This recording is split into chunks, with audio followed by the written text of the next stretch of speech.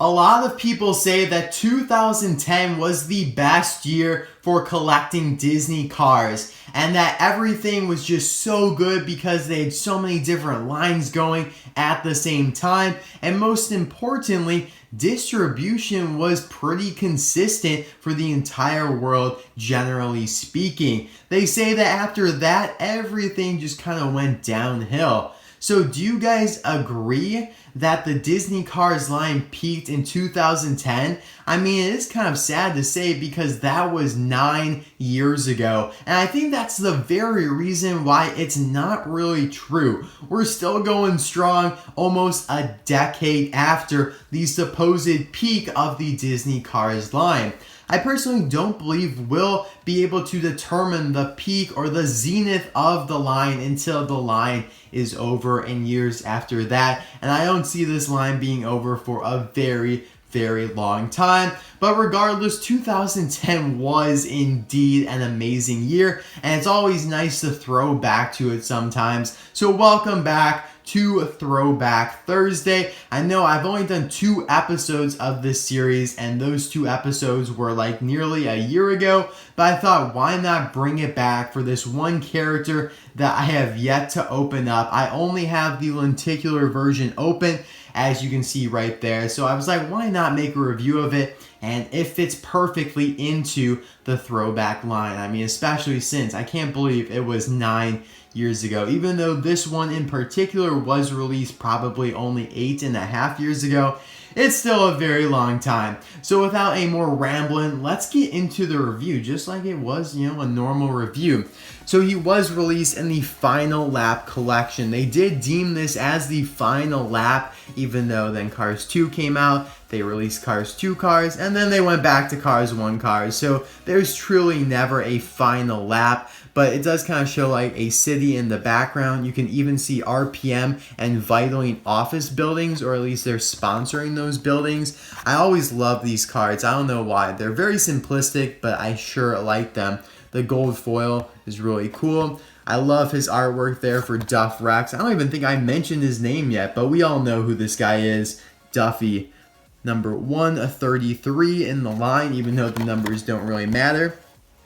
On the back here, they actually didn't show pictures. They put like a checklist, and they included obviously more than if they just included pictures. So you got, Skip Richter in there, Polly Puddle Jumper, Blowing Bubbles Mater, Antonio Veloso Excelente, Muddy Lightning McQueen, Constanzo Del Corza, Pit Crew Member Sarge, One Eye Mater, Donna Pitts, Nick Stickers, Wet Lightning McQueen, Vern J Limo, and Race Damage Mood Springs. Definitely the best out of the entire Final Lap collection. I'd say the best ones here are Donna Pitts, J Limo, and Race Damage Mood Springs. Polly Puddle Jumper's pretty cool as well, but really all the good stuff came after these. Like, these were just like warm-ups for the really good ones, like Derek Decal's Dobbs, Coriander Wide Track, Human, Swift Alternator. Those are some of my favorites as well. But I'll be right back with this guy opened up.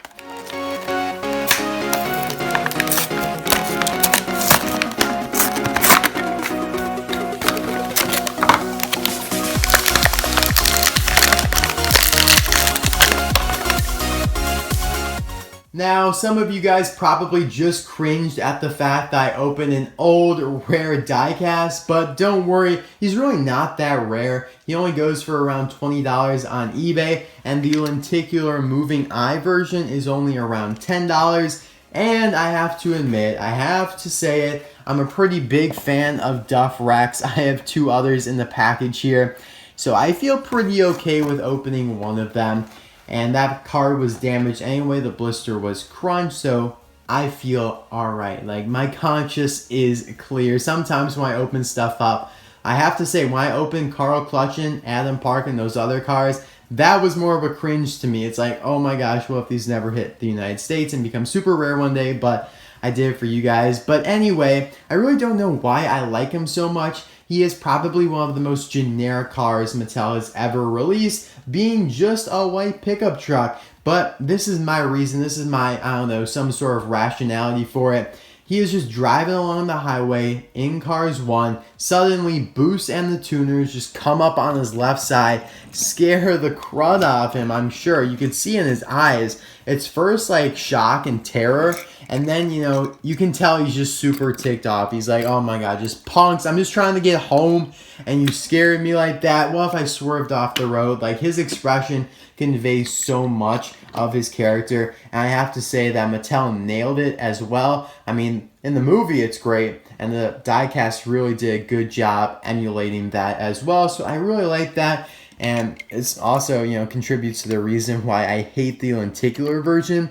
That just looks like an alien to me. That looks like a Chinese knockoff. It just looks terrible. I mean, that looks alright, but like most of the time, he just has 4 eyes. Like, it looks disgusting. Get out of here.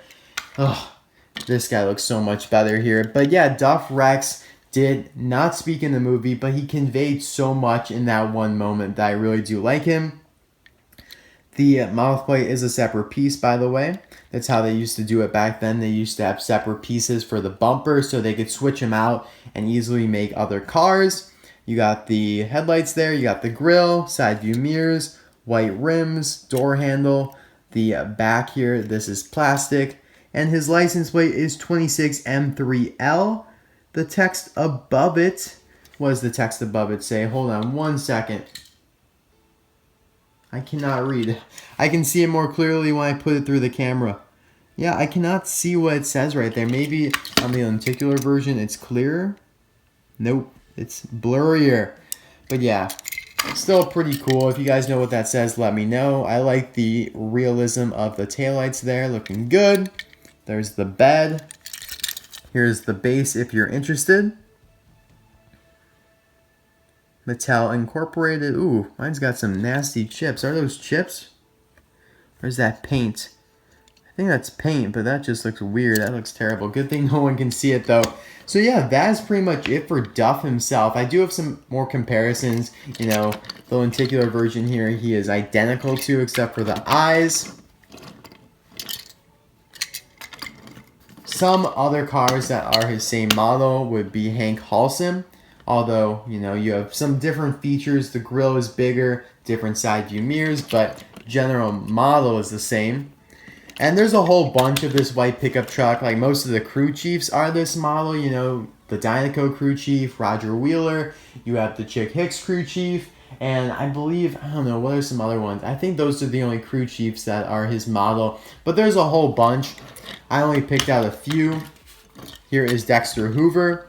So this is why they made the mouthplate plastic, so they could switch out it for like a bigger one to fit Dexter more, you know. But they all do have like the same rim style. It's that kind of like pretty basic multi-spoked rim. You know, I'm checking to see if they have the same license plate, but it looks like Mattel changed them up for the most part. Hank Halsem doesn't even have a license plate. Come on, Mattel, what you doing there? Now this one's pretty similar as well, but it is a different model because the whole thing is metal. This was a special release, you know, one of those Kmart mail-ins, John Lasseter, or Radiator Springs, John Lasseter. So they are pretty similar, but different in that way. And last but not least, the other white pickup truck, Brian Feeclamp. Obviously, though, an entirely different model. He is ginormous, but still had to show. So yeah, thank you guys so much for watching Throwback Thursday episode 3 over the course of like 9 months. So I'm sorry that I haven't done many videos. I do want to do more of this series, so please, if you want to see more, show your support. I don't usually ask or say stuff like this, but a lot of people like do say they want this, but I don't get a whole lot of support. So if you do, you know, leave a like, leave a comment, something like that. Tell me that you guys want to see more of this. And let's get a little highway scene going on here. We got Leroy and Duff. You know what? Who's your favorite, Duff or Leroy? The two highway dwellers. Thank you again for watching. I hope you enjoyed this video. I'll see you guys next time.